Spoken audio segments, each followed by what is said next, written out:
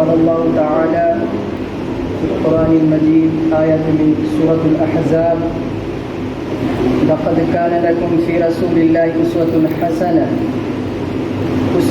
حسنة لمن كان يرجو الله واليوم الآخر وذكر الله كثيرا۔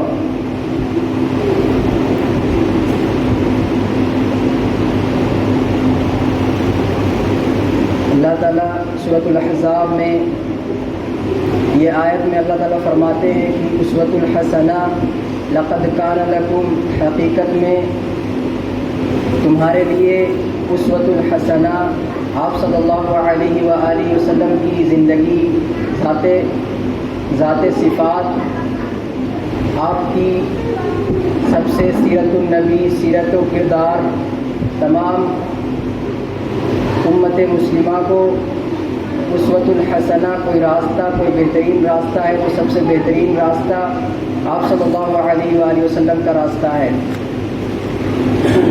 اور آپ صلی اللہ علیہ وآلہ وسلم اسوۃ الحسنہ کن کے لیے ہے؟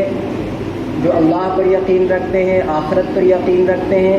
اسوۃ الحسنۃ لمن کان یرجو اللہ، ان لوگوں کے لیے جو اللہ پر اور یوم آخرت پر یقین رکھتے ہیں۔ وذکر اللہ کثیرا، اور جو کثرت سے اللہ کو یاد کرتے ہیں، کثرت سے اللہ کو ذکر کرتے ہیں۔ ذکر مینس فذکر، یذکر، تذکیر، یہ معنی آتے ہیں جو اللہ کو یاد دہانی کے، کہ اللہ سے جو ڈرتے ہیں، اللہ کا تقوی اختیار کرتے ہیں اپنے دلوں میں۔ اللہ کا تقوی مینس یہ ہوتا ہے کہ اللہ کو اپنے آگے رکھنا، ہر چیز میں اللہ کے حد کو کامل رکھنا، جیسا کہ اللہ تعالیٰ قرآن میں سورۃ البقرہ میں فرماتے ہیں کتب علیکم الصیام کما کتب علی الذین من قبلکم لعلکم تتقون۔ روزہ کا بہترین مثال ہے تقوی، کہ ہم سب کے پاس روزے کی حالت میں جب ہم رہتے ہیں تو ہم منہ میں کلی پانی بھی لیتے ہیں لیکن ہم اس کو پیتے نہیں ہیں، تو کس سے ڈرتے ہیں؟ اللہ سے ڈرتے ہیں، بچتے ہیں۔ بچنا یہی تقوی ہے۔ لعلکم تتقون، گناہوں کو چھوڑ دینا، اللہ کی پرہیزگاری اختیار کرنا، بچنا، ہر وہ چیز سے بچنا جو اللہ کی نافرمانی، معصیت اختیار کرتی ہو۔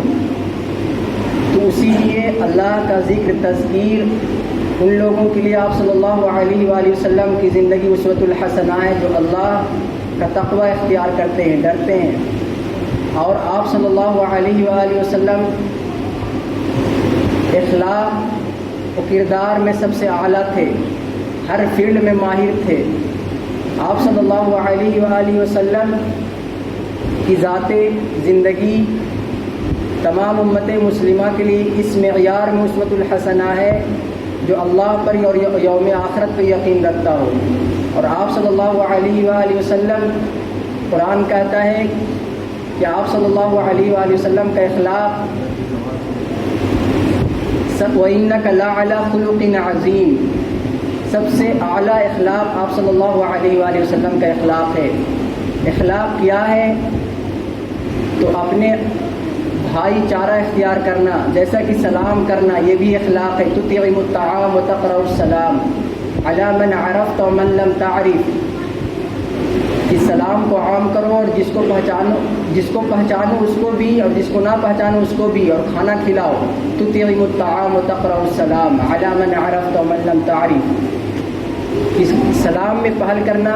اور جب آپ صلی اللہ علیہ وآلہ وسلم مدینہ ہجرت کر کے گئے تھے تو سب سے پہلے آپ صلی اللہ علیہ وسلم نے جو خطبہ دیا تھا وہ یہی دیا تھا کہ سلام کو عام کرو اور کھانا کھلاؤ۔ تُطْعِمُ الطَّعَامَ وَتَقْرَأُ السَّلَامَ عَلَىٰ مَنْ عَرَفْتَ وَمَنْ لَمْ تَعْرِفْ، جس کو پہچانو اس کو بھی اور جس کو نہ پہچانو اس کو بھی۔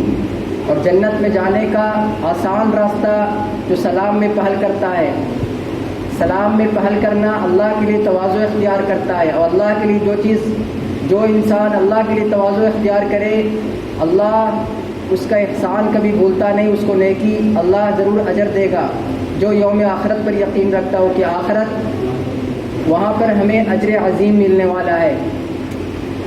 تو سلام میں پہل کریں، یہ بھی اخلاق ہے، یہ بھی آپ صلی اللہ علیہ وآلہ وسلم کا راستہ ہے، سب سے بہترین راستہ اسوۃ الحسنہ، لقد کان لکم فی رسول اللہ اسوۃ حسنہ، اسوۃ حسنۃ لمن کان یرجو اللہ، ان لوگوں کے لیے جو اللہ اور یوم آخرت پر یقین رکھتے ہوں۔ تو سلام میں پہل کریں، اور ماں باپ کی خدمت، آپ صلی اللہ علیہ وآلہ وسلم نے بتایا کہ آپ نے صحابہ کو الا اخبرکم باکبر الکبائر، کہ تمہیں سب سے بڑے گناہ کی خبر نہ دوں، سب سے بڑے گناہ؟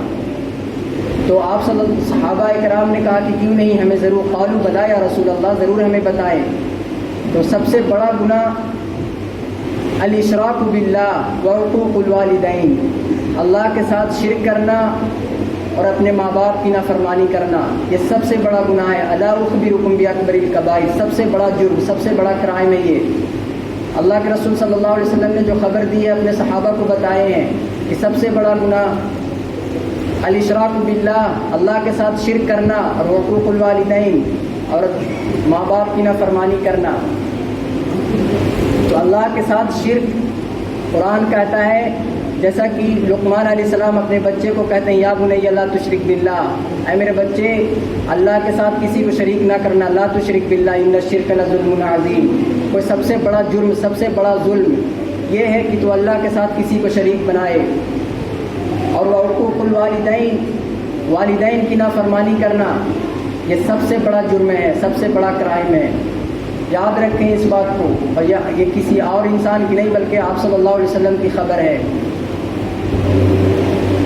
والد کی ناراضگی، والد ماں کا مقام جنت، ماں کے تلوے جنت ہے، لیکن باپ جنت کا دروازہ ہے، درمیانی دروازہ، تم چاہے اس کو پکڑ لو چاہے اس کو ضائع کر دو۔ باپ کی ناراضگی اللہ کی ناراضگی ہے، اور باپ کی راضگی اللہ کی راضی ہے، یاد رکھیں، یہ حدیثوں میں آتا ہے۔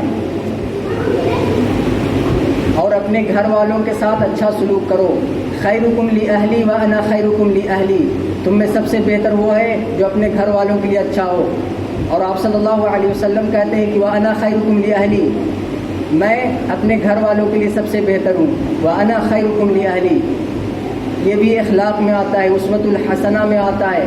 آپ صلی اللہ علیہ وسلم کا اسوۃ الحسنہ ہے کہ خیرکم لأہلی وانا خیرکم لأہلی، تم میں سب سے بہتر وہ ہے جو اپنے گھر والوں کے ساتھ اچھا ہو، اور میں وانا خیرکم لأہلی، میں اپنے گھر والوں میں سب سے بہتر ہوں، اپنے گھر والوں کے لیے سب سے بہتر ہوں۔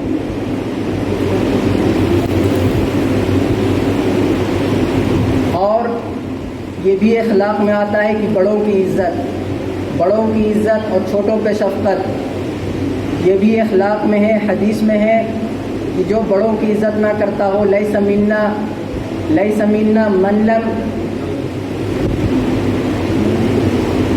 جو بڑوں کی عزت نہ کرتا ہو وہ ہم میں سے نہیں ہے۔ اس حدیث میں مسند احمد کی حدیث ہے کہ جو بڑوں کی عزت نہ کرتا ہو، چھوٹوں پہ شفقت نہ کرتا ہو، اور نیکی کا حکم نہ دیتا ہو اور برائی سے نہ روکتا ہو، نیکی کا حکم دینا اور برائی سے روکنا یہ بھی اخلاق میں ہے۔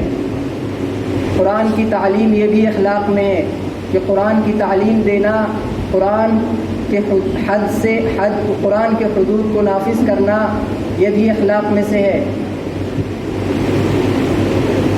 تو بڑوں کی عزت اور چھوٹوں پہ شفقت، اپنے دادا نانا اور جو گھر میں بڑے ہوں، جو چھوٹے ہوں اس کی عزت کرے، یہ حدیث میں ہے، اخلاق ہے۔ مسند احمد کی حدیث ہے کہ جو بڑوں کی عزت نہ کرتا ہو اور چھوٹوں پہ شفقت نہ کرتا ہو، اور خیر و بھلائی کی دعوت نہ دیتا ہو اور برائی سے نہ روکتا ہو، وہ ہم میں سے نہیں۔ یتیموں کی سرپرستی کرنا، یتیموں کا خیال رکھنا یہ بھی اخلاق میں سے ہے۔ جب کوئی بچہ یتیم ہو جاتا ہے، ماں باپ اس کے سر سے اگر اٹھ جاتے ہیں، ان کے چھت پہ سے چھت خالی ہو جاتا ہے، اگر ماں باپ کوئی بھی اگر ایک چلے جاتے ہیں تو چھت خالی ہو جاتا ہے، تو جو لٹیرے ہوتے ہیں اس کو لوٹنے لگتے ہیں۔ تو یتیم کی مال کبھی بھی نہ کھائیں، یتیم کا خیال رکھیں، یتیم کی تعلیم و تربیت کی فکر کریں۔ سب سے اول درجے کی جو ترجیح ہے، اگر آپ یتیم کا خیال رکھ سکتے ہیں تو اس کی تعلیم کی فکر کریں، تربیت کی فکر کریں۔ تعلیم کیا ہے؟ ہر جو اپنی اولاد کی طرف تعلیم دے رہے ہیں اس کو بھی وہ بھی اولاد ہے آپ کا، وہ بھی سرمایہ ہے اس قوم کا، اس امت مسلمہ کا۔ اس کا اس بات کا خیال رکھیں کہ جو یتیم ہو جاتے ہیں ان کا خیال رکھیں۔ قرآن میں اس کو بہت زیادہ والیتامى والمساکین والیتامى والمساکین رٹ لگا دیا ہے قرآن نے اس چیز کا، یتیموں کا خیال رکھیں اور مسکینوں کا خیال رکھیں۔ یہ اخلاق کی اعلیٰ تربیت ہے۔ آپ صلی اللہ علیہ وآلہ وسلم یتیموں کا بہت حد تک خیال رکھتے تھے۔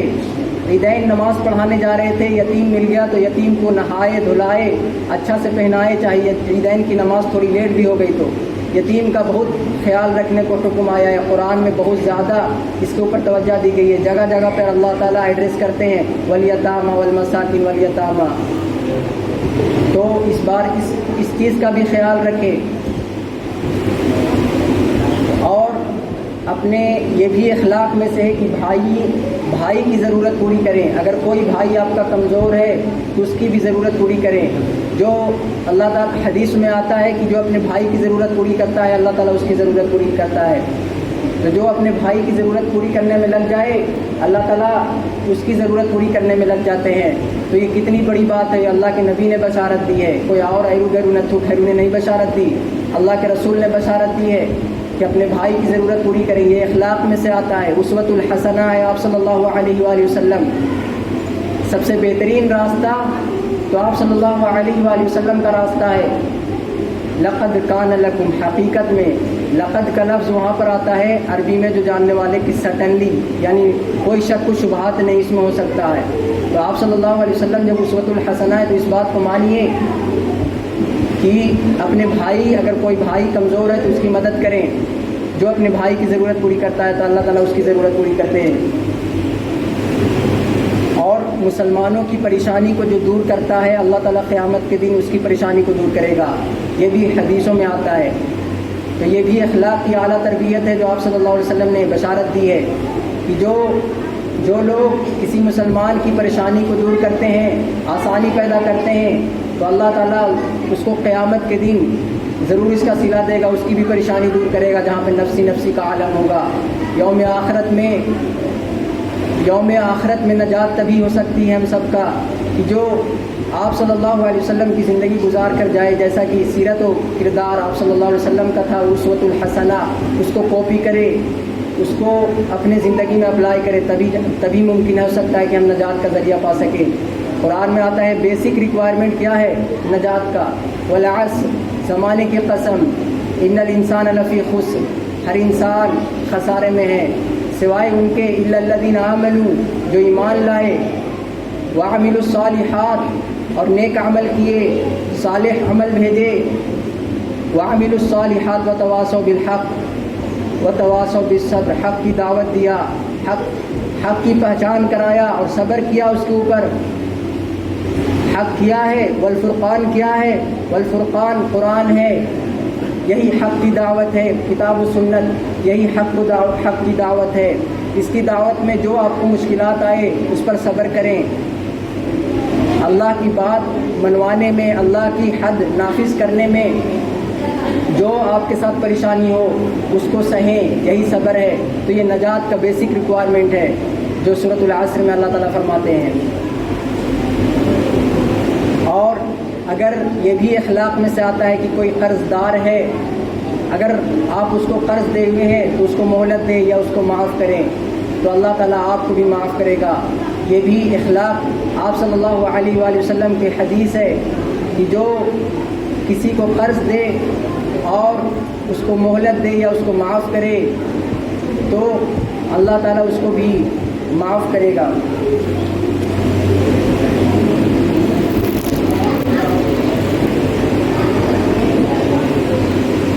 اور علم سکھانا، قرآن کا علم، خیرکم من تعلم القرآن وعلمہ، تم میں سب سے بہترین وہ ہے جو قرآن سیکھے اور سکھائے۔ جو بھی آپ جانتے ہیں، سیکھتے ہیں، اس کو لوگوں تک پہنچائیں، لوگوں تک سکھائیں۔ اگر آپ ایک آیت بھی جانتے ہوں قرآن کی تو اس کو سکھائیں، بتائیں، اس کو نافذ کریں یا سیکھنے کی کوشش کریں۔ جو قرآن سیکھنے کی کوشش نہ کرتا ہو تو میں پچھلے جمعہ میں یہی بیان دیا تھا کہ لیس منا من لم یتغنى بالقرآن وزاد غیر یجهر به، جو یتغنى کے ساتھ قرآن نہ پڑھتا ہو وہ ہم میں سے نہیں ہے، یعنی پلیزنٹ اور نائس ٹون کے ساتھ جو قرآن نہ پڑھتا ہو وہ ہم میں سے نہیں ہے۔ پچھلے جمعہ میں ہم بتائے تھے یہ بات۔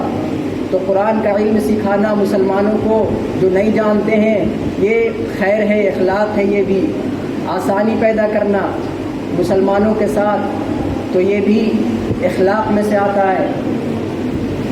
اور غصہ کو کنٹرول کرنا، اگر آپ بہت زیادہ غصے والے ہیں تو اس کو سہنا سیکھیں، اس کو پینا سیکھیں، یہ اخلاق ہے۔ آپ صلی اللہ علیہ وآلہ وسلم کی حدیث ہے لقد کان لکم، اگر آپ مانتے ہیں کہ آپ صلی اللہ علیہ وسلم کی زندگی اسوۃ الحسنہ ہے، حقیقت میں اسوۃ الحسنہ ہے، اور اللہ پر یقین رکھتے ہیں اور یوم آخرت پر یقین رکھتے ہیں تو آپ صلی اللہ علیہ وسلم کی زندگی کو مانیں۔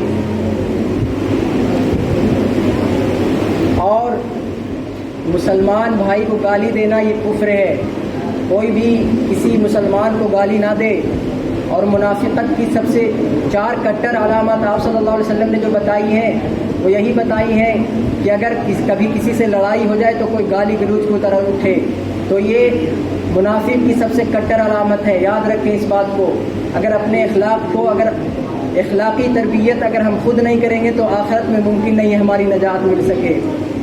اور اگر ایمان کا وہ درجہ بھی ہے کہ سب کو تو جنت میں چلی جانا ہے ایک نہ ایک دن، تو وہ جنت جب ہزارہ سال اگر جل کر کوئلہ بن کر نکالیں گے اللہ تعالیٰ تو اس سے بہتر کیا یہ نجات کا ذریعہ ہو سکتا ہے کہ بالکل کوئلہ بن کے نکلے؟ ارے نجات تو وہ ہے کہ جو آخرت روز محشر میں میری اسی ٹائم مغفرت ہو جائے، اسی ٹائم مجھے معافی مل جائے، اسی ٹائم میری نجات ہو جائے۔ تو اخلاق کی تربیت بہت ضروری ہے، اخلاقی تربیت ہر مسلمانوں کو سیکھنے چاہیے۔ یہ کوئی اور نہیں آئے گا سکھانے کے لیے، خود سیکھیں، خود سمجھیں، کوشش کریں سیکھنے کی۔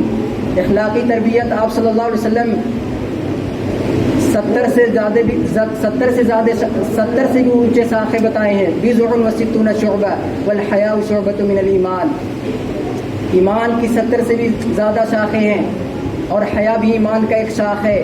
یہ بھی حیا بھی اخلاق میں سے آتا ہے کہ جو اللہ کے لیے حیا کرتا ہے اور اللہ سے ڈرتا ہے، حیا سب سے اعلیٰ درجے کا ایمان کا شاخ ہے۔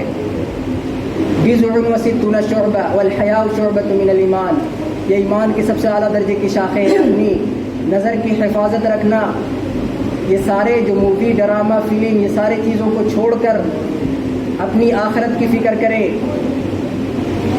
حیا ہمیں جو سب سے زیادہ اگر کوئی بے حیا بنا رہا ہے تو یہ موبائل فون، اگر اس کو ہم استعمال کرنا صحیح سے نہ سیکھیں گے تو ہم بہت بے حیا اور بہت بے غیرتی بن جائیں گے۔ یہودیوں کا تو سب سے بڑا ایجنڈا یہ چلتا ہے کہ ان کو اخلاقی تربیت سے بالکل کرپٹ کر دو، بالکل ان کو نکما بنا دو۔ تو یہ اسرائیل کا ایک پروپیگنڈا بھی ہے، وقت بھی ہونے والا ہے۔ ایک دوسرے سے حسد نہ کریں، یہ بھی اخلاق ہے۔ اپنی زبان اور اپنی ہاتھ سے کسی کو، مسلمان کو یا کسی کو بھی تکلیف نہ پہنچائیں، یہ بھی اخلاق ہے۔ اور قرآن کی دعوت ضرور دیں اور اللہ کی حد کو نافذ کرنے کی کوشش کریں۔ یہ سارے چیز ایمان کی ہے اور اخلاق کی تربیت ہے۔ تو اسی لیے لقد کان لکم فی رسول اللہ اسوۃ حسنہ، یہ حقیقت میں آپ صلی اللہ علیہ وسلم کی زندگی اسوۃ الحسنہ ہے ان لوگوں کے لیے لمن کان یرجو اللہ والیوم الآخر وذکر اللہ کثیرا، جو اللہ پر یقین رکھتا ہو اور آخرت پر یقین رکھتا ہو اور کثرت سے ذکر کرنے والوں کے لیے آپ صلی اللہ علیہ وسلم کی زندگی اسوۃ الحسنہ ہے۔ وآخر دعوانا الحمد للہ رب العالمین۔